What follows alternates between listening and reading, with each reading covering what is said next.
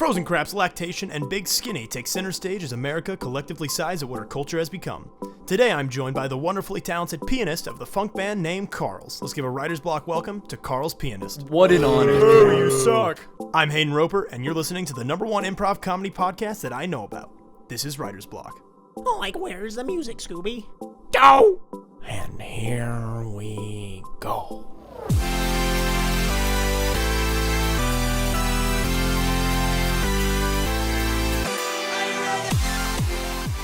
Welcome to Writer's Block, the show where we throw incessant nonsense at our guests to see what sticks. Today's first segment is Pitch Slap. I love that sound effect, by the way. Yeah, it's a good one. I try throwing it as often as possible. This is the section where we have created movies for each other that we have to then sell the other person on the premise. So, Karl, what is your movie today? I'm going to kick it off real quick with a timeless classic, but with a subtle twist, Baby Driver. Okay, so I'm familiar with that movie. It's like the guy with the hearing thing, and he drives around the fast cars, all the crime people. Yeah, I would just say he just listens to music and drives his car That was a around. great movie, great soundtrack, so I'm already pretty much sold. Right. So what I'm going to tell you is that if you liked Baby Driver, then you're going to love Baby Driver because it's the same movie, but instead of Ansel Elgort as our lead actor, we put a newborn child in the front seat of that car and just watch him light up the stage. So is this like the Gerber baby? This is just generic, just like you actually picked a child up off the street. And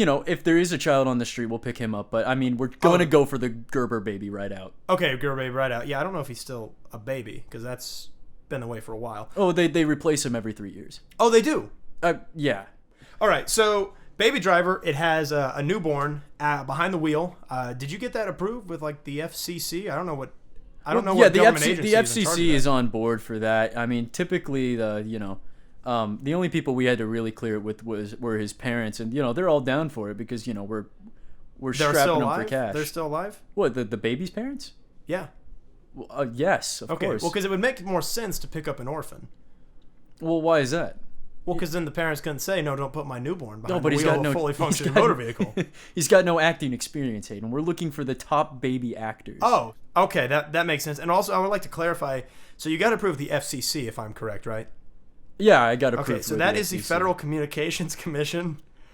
What does it have to do with babies and cars? So the Federal Communications Commissions, they just want to make sure that everyone on set is clear that this is a child. He won't be performing every stunt, but some of them he's going to take on. So I would assume he would have done none of the stunts, but he actually is responsible for some of the stunts. Well, yeah, absolutely. What? What are some stunts we can expect him to see? The part where he flips the car around and does like flips the tail car whip over on itself? No, does the tail whip. Oh, the tail whip, yeah. Yeah, well, he's going to be doing that. Okay, so how does he reach the steering wheel and the pedals? So this is crazy, actually. Have you ever heard of the third leg? I have, not on infants. I don't know how it relates to an infant. No. The baby they've strapped a third leg to him. And it's like a prosthetic, just a little bit longer than his normal feet. A little bit longer. Well, because I'm he's picturing an infant who is a very long way from the pedal, so he needs a much longer. Well, he's in the booster seat, so he's got the hands on the wheel. Yeah, okay, already. That's further away from the pedals though, so he needs a longer leg. Well, like I said, it's the third leg. It's got this long prosthetic extension, Okay. And so there's a lot of training that goes into it. That's where the FCC comes in. They make sure that he knows how to operate that leg, flawlessly. I don't think that's what the FCC covers. It's just a section that you haven't heard of before. Okay, yeah, no, I just figured that has nothing to do with communication. Anyway, we're going to pivot on to the next part of Pitch Slap, my movie. It's an old take on something you probably heard in Sunday school. Raiders of Noah's Ark. So people actually thought Noah's Ark was the only boat on the ocean when God flooded the world. But what people don't cover is that time period before the earth dried out and there were pirates all over the seven seas. Captain Scallywag and the crew, they actually are coming onto Noah's Ark because they are in the business of the only commodity left on earth, pairs of animals. What we're really excited about for this movie is the love triangle, actually. Oh, goodness. Yeah, so there's a big love triangle between Noah, Captain Scallywag, and the Ark. That's a plot twist. You would think they would keep that secret and let that be revealed in the movie. See, that's kind of like the other element to Noah's Ark that was left out of the Bible is God was not aware that Noah had intimate feelings for his Ark. Whoa. Yeah, and so Scallywag, he's a man of class. He's not one of the bad pirates. He's kind of like a Jack Sparrow friendly kind of pirate. He gets on the boat, he steps on, and he feels that same draw to the boat. He feels it. That draw Noah felt. So the boat has to make a decision in the end. Yeah, so it's Noah or Scallywag. That's the beauty. It's a real will they, won't they between the Ark and Noah and Scallywag. Wow, that's gonna have the heartstrings really pulling on a lot of the ladies in the theater. That is. So we're really targeting the female demographic because But we're also targeting the children. The children and the female. Okay. A lot of the underrepresented voices. The female children. Yeah, the female children. Oh my God, the female children are going to eat this up. Specifically. Yeah, so we have like teenage pop music in there. Taylor Swift made a beautiful, beautiful cover of Mary Had a Little Lamb. Had two little lamb because the pairs of lambs. Right, of course. Yeah, and so there's a huge that's probably gonna go triple platinum. I think it's already hitting the charts. It's dropping soon. Girls are gonna love that. So basically, if you have a child, if you have a small female child, take her to see Raiders of Noah's Ark. It'll be a great time. All right, so on to the next part of Pitch Slap, where we sell inventions to prospective customers. Today, I am selling the breath-powered TV. Specifically, I'm selling it to the Queen of England. Okay. She does have the lung capacity of an Olympic sprinter, believe it or not. No, I was going to actually say, she's probably well into the 80s, if not, higher in age. She's very old, yes. And you're telling me she has the breath capacity of an Olympic sprinter? Yeah, it's actually, so there's only one way to keep up the press as much as she does. It takes, to project your voice, it really takes a lot of diaphragm muscles. Oh, of course. So anyway, think the breath powered TV comes in all shapes and sizes. It's a flat screen, top of the line, OLED display. You're going to love the picture quality. The problem is you have to take a breath for each pixel you want powered. So it's like, that's 5 pixels. And you said that's a problem? Where's the solution to this invention? The solution is if you blow in a British accent, it actually doubles your output. No kidding. Yeah, so I'm Queen, hello, and I'm going to blow. That's 10 pixels right there. That's so many pixels. Well, it's double the pixels. Yeah, was so before. because we knew we were marketing for a very specific audience, so we catered it to what they will be producing. So if it's 10 pixels, how large is this television? It is a 10 pixel, but it's like a 55-inch display. Wow. The pixels are actually massive. Pixels? I thought they had a standard size. Those are American standard. The American unit of measurement. So this is overseas, so we use the metric system pixels. That's right. Pixels are... Yeah, pixels are about the size of ceiling tiles over there. Wow. Yeah, that's why... Have you ever seen a British TV? Now that I think of it, I haven't. That's because they all suck, because their pixels are so big. So that's where the breath comes in. That's where the breath comes in. You power that pixel, and you get a great picture. You're watching the English football match. I'm sure that's what the Queen does most of the day. She's probably yelling at sports stars. 5 breaths every couple seconds. You got a game. Right, and there's the exercise component to it too, right? There is too. It's instead of sitting down now. Well, you could still be sitting down. Yeah, but instead of just sitting and doing nothing, you're sitting and blowing. Right. The Queen is blowing hard. That's air that would have been used anyway. So as the Queen, you're an old lady, right? You get lonely. You're looking for something to blow. I would say she probably does get lonely. She does get lonely. You're right. So what are you looking to blow? Blow your TV. The breath TV. So on to our next section, we got LARPing. No. Okay, so to clarify, real quick, the roles we have assigned is I am Obama with a bop it. Right, and I'm the Dark Knight Batman with a football helmet. And we are in Antarctica gambling. Hello.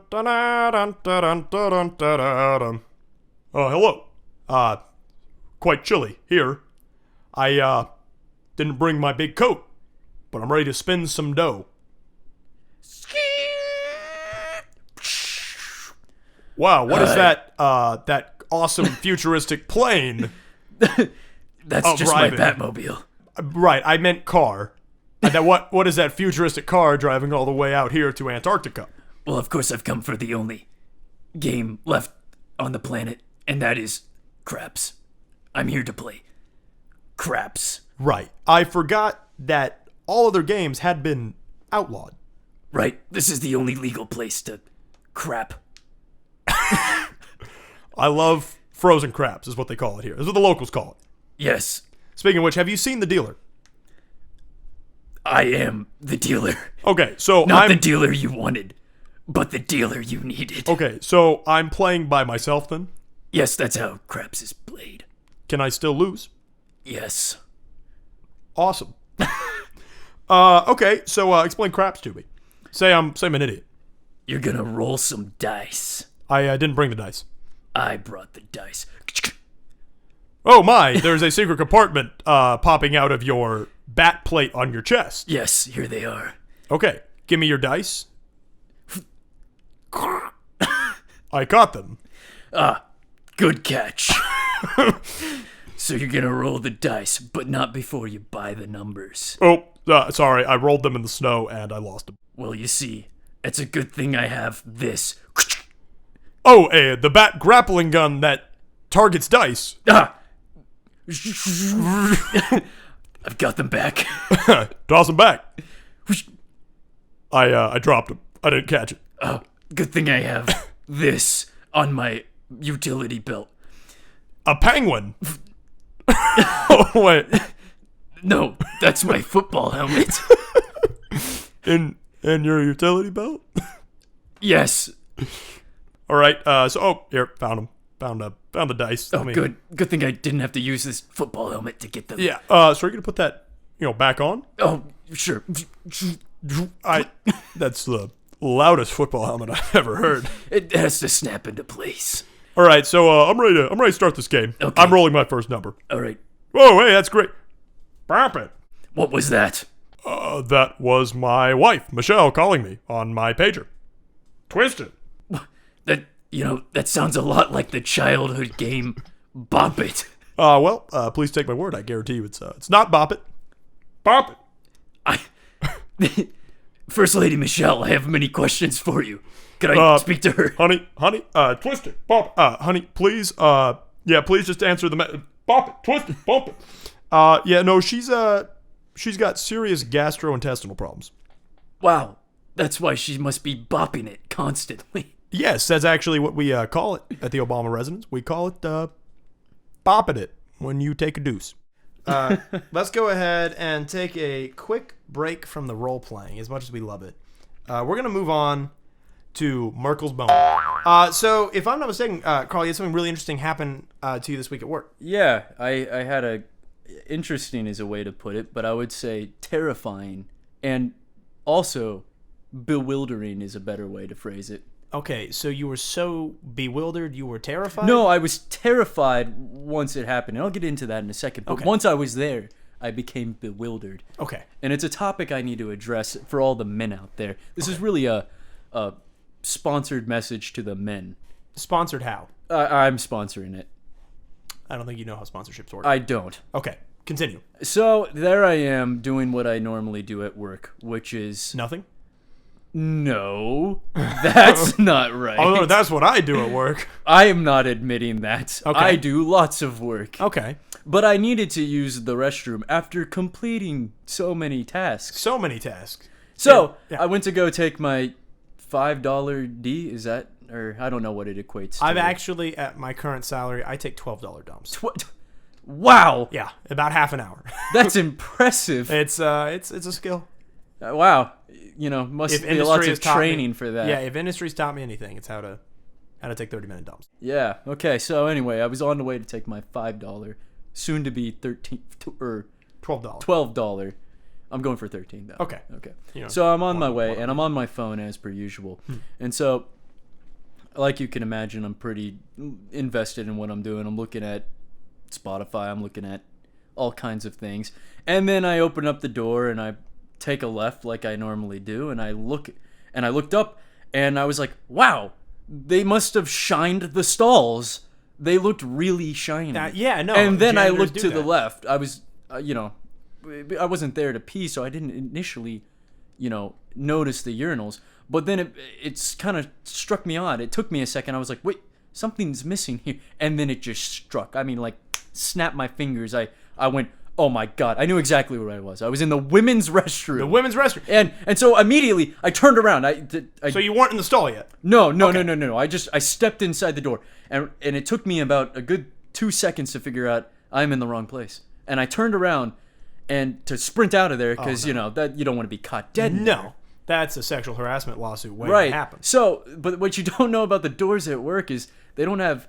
The entry door doesn't have a handle on the inside, so you can't escape through the door which you came. You gotta go all the way. Yeah, you gotta go all the way around Ooh. to the other door. So I was in a panic, but it was a fight or flight kind of thing, so I just took off sprinting. Into the entrance door. Yes, yeah, actually that's what happened first. I ran into the entrance door and Thinking I was like, maybe with enough power you could blast through it. I don't think I thought really anything. I thought I need to get out of here. Okay. So I quickly realized that wasn't an option, and then I went around the other way, and I was going to leave in the sprinting fashion that I was moving in, but then something caught my eye. Something you would have never thought. A toilet. The toilet was in the room, but it didn't catch my eye. Okay, a person sitting on the toilet with the door No, open. actually, it had nothing to do with anybody in there. It was what I spotted across the wall from the sinks. A mirror. full-sized couch. Wait. You're You're actually joking. No, right? I'm not joking. That is something that is in movies. That doesn't exist in the real world. No, it does exist in the real world, and when I told all the female interns at my job, they looked at me like, "Yeah, there's a couch in there," and I was like, "Why wasn't I informed? Why isn't there a couch in the men's room?" More importantly, why do they have a couch? Well, period? I actually learned what it's for. Oh, there's a reason for it. Oh, yeah, I bet is it for when you're lactating a baby? And you need a soft place. Excuse me. When you are lactating and feeding a child, and you want a soft place to sit. That's exactly what it's for. That actually is what it's for. That's exactly what it's for, and I didn't know that, and I was very floored by this, and because I didn't know that at first, and I thought, wow, they're giving them the couch. What if I want to go somewhere and take a nap and lactate for a child? You're right. That's always been on the top of my mind. That is it. Actually, there is some very basic science, I think, to support that men can lactate if stimulated I think enough. that's a myth, but It's a myth. Have you tried it? I have not tried it. Well, take it from me. But there was a kid who went to high school with us that supposedly could. Yes, that was weird. That's actually where I was basing this off of. Poor guy. Poor guy. He yeah. probably just has leaky nipples all the time. Or maybe a really good party trick. Who knows? I don't know who would want to see that at a party. Probably no one. You just like, oh man, we're out of mixers. I got you covered, boys. Stand back. Stand back. Rips off his shirt. Just like I've got the juice. You just have shot glasses lined up and you all the way down the cabinet. Right. The ladies in the room can't stand They can't it. resist. You're right. If anything, they're jealous that they're not pregnant and lactating at that exact moment. Right. They look at him and go, "Oh my God, I also want him to have kids with me so that I can." So you can what? Not lactate? No, the women want to lactate. Well, why do you? Yeah, you could do that with any man. Why does it got to be the guy that can lactate? If anything, he takes away because the it burden from reminds you. them of the lactation. Oh, and lactation, as we know, is hot. Right. Yes. So actually, I'm trying to think. You see a lot of really sweaty guys, just like there's guys who sweat more than others.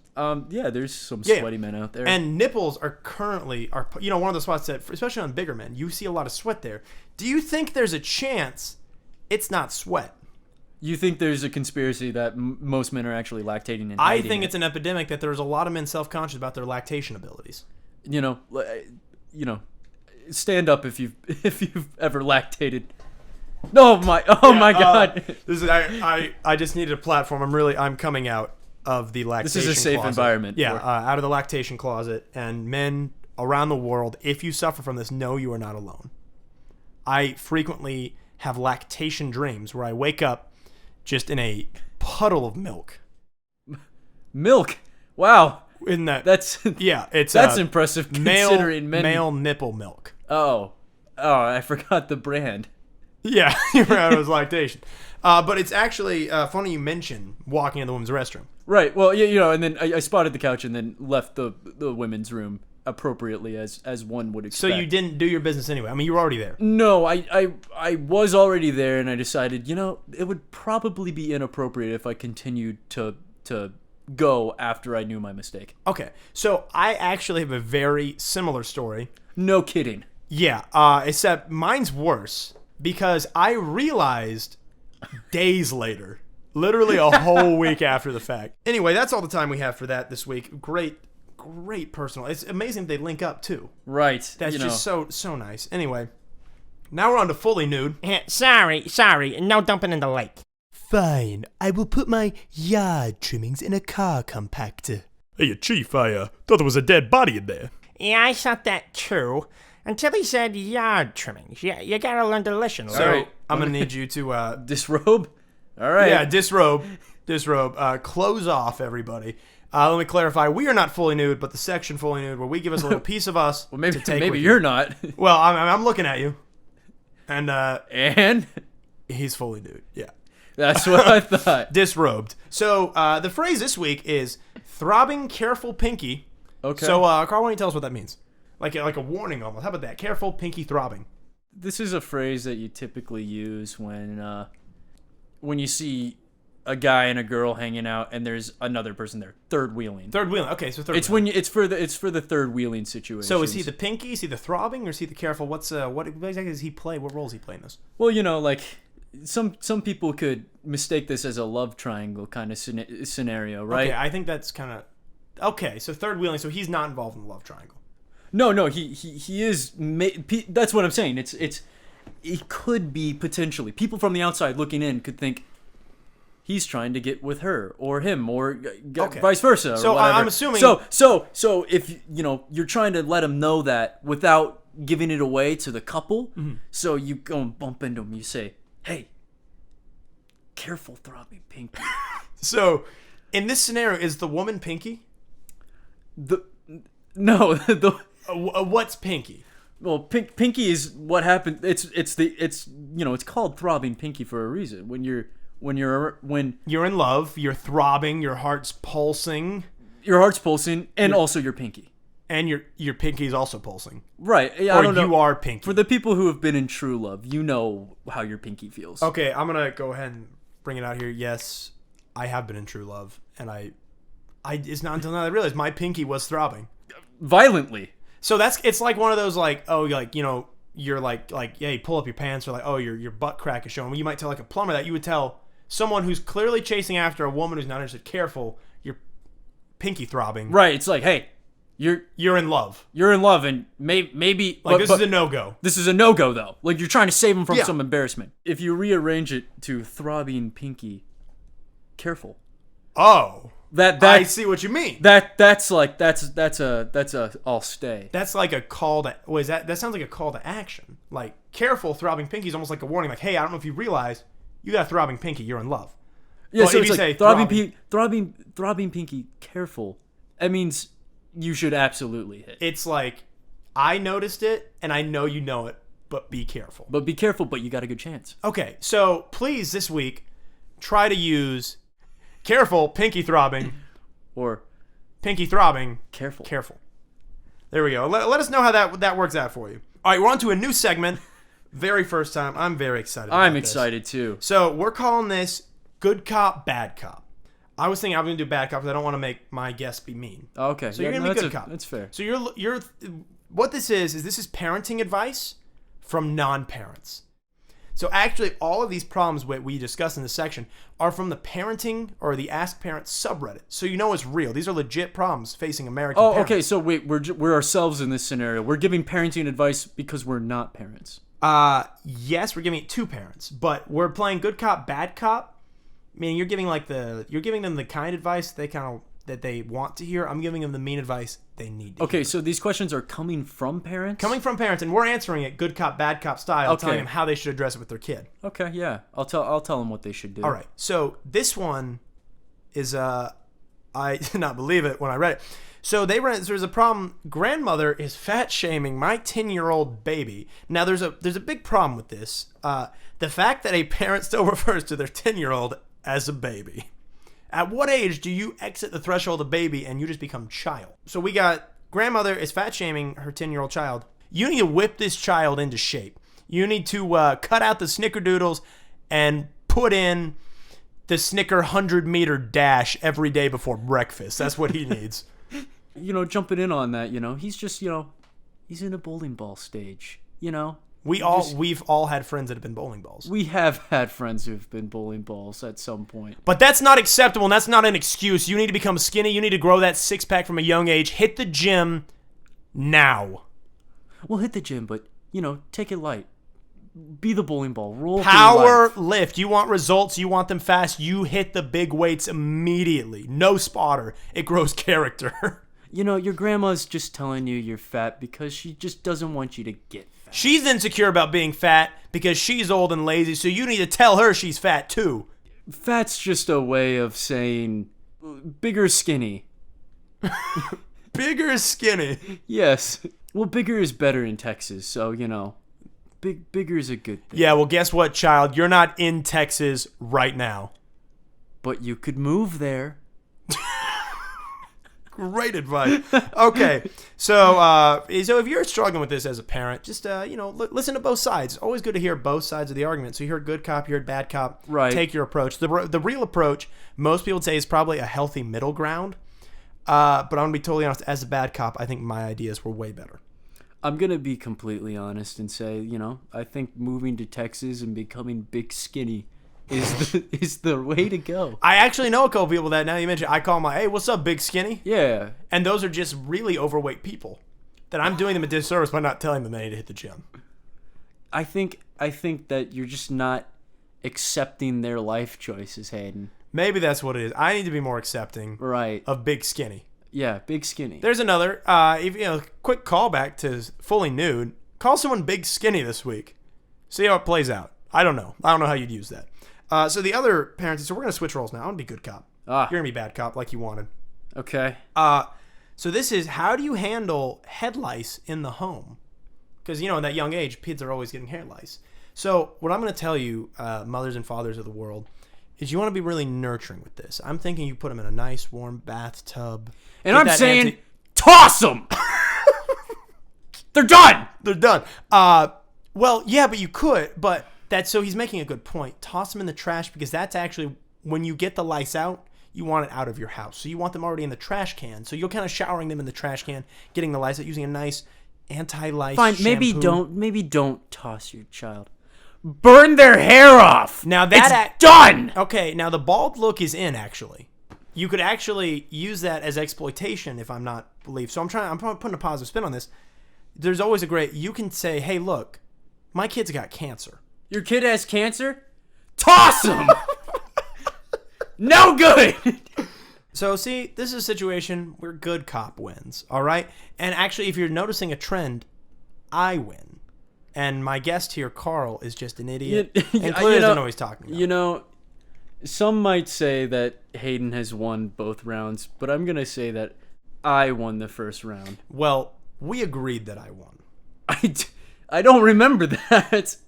So you're gonna make your kid skinny by what was your advice? What you said? Just tell him he's doing great.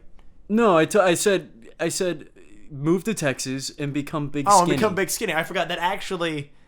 That is gold. I am beat there. Yeah. There is nothing better than being big skinny. Checkmate. Big skinny wins. Big skinny in Texas. All right, so now we're on to Citizen Kane.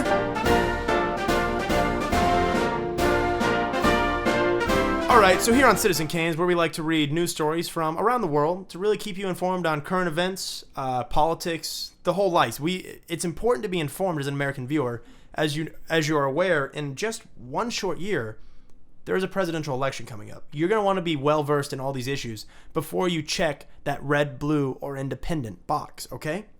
Rhinestone vest wearing pigeon reunited with family. As I'm aware, you actually have a pigeon or related bird living with you right now.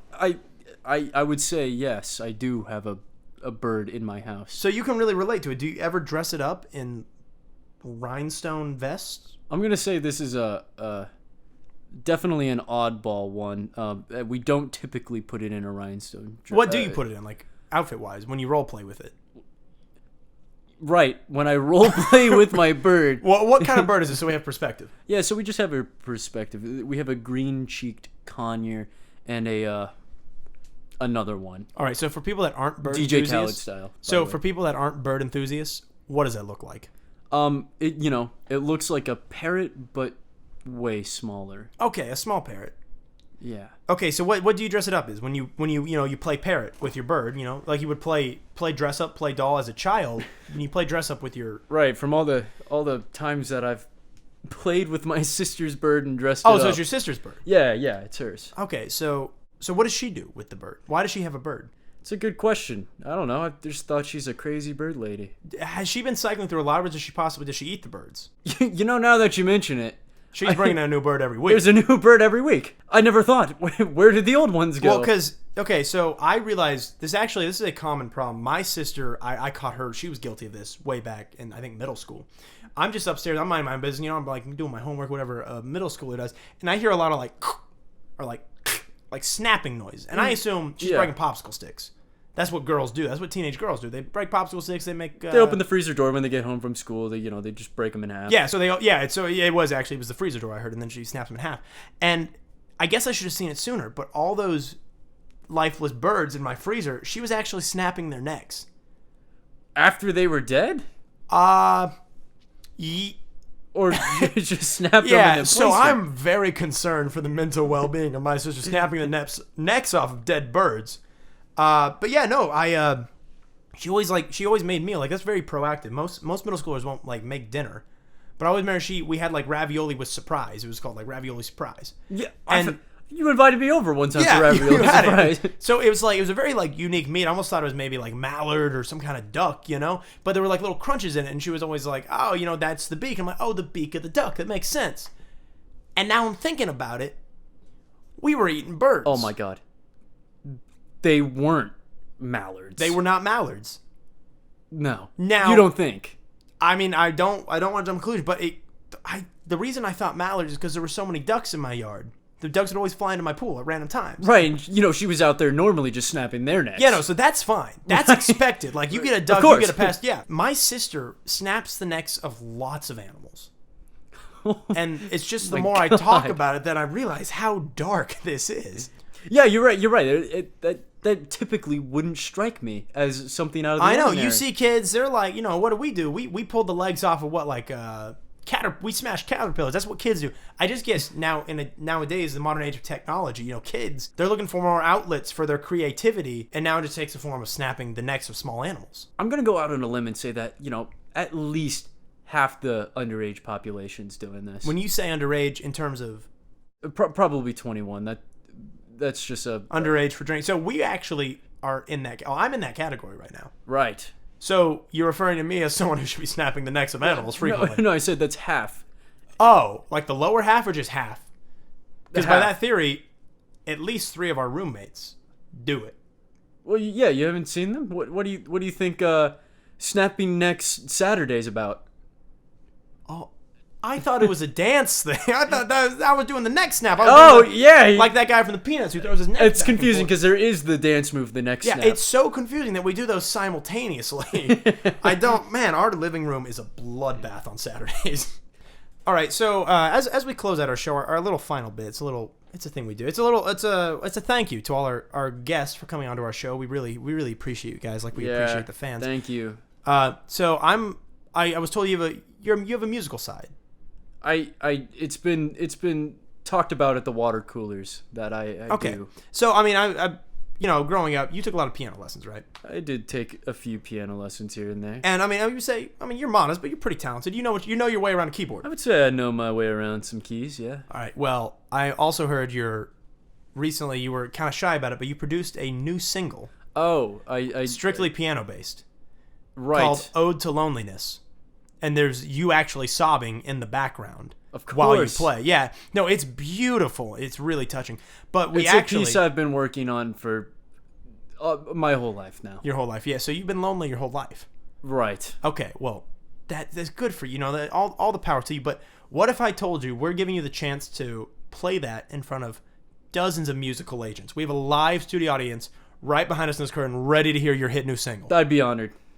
I'm ready to go. So what do you guys think? You guys want to hear it? All right, awesome. Okay, so go ahead and you can stand up for me real quick. We're going to move you to the bench. So, okay, right here, right on this X here. Where's the piano? Yeah, that's perfect. Right there. Okay, guys, you ready for this? Okay. All right, and here comes the piano.